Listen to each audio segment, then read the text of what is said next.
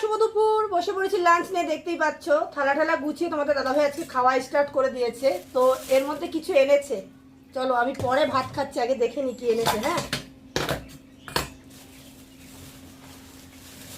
এই যে একটা, আর এই যে বেশ ভালোই লাগে জানো।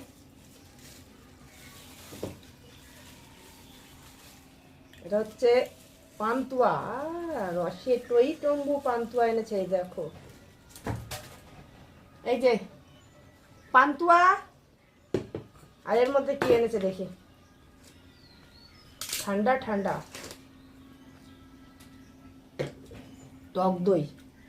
অ্যাকচুয়ালি না জানো তো, প্যাকেটের দইয়ের থেকে না, এই কি প্যাকেটের দইয়ের থেকে না, বাবা তলায় জমে রয়েছে, প্যাকেটের দইয়ের থেকে না এই দইগুলো খেতে ভালো লাগে। এই দেখো তো, দেখেছো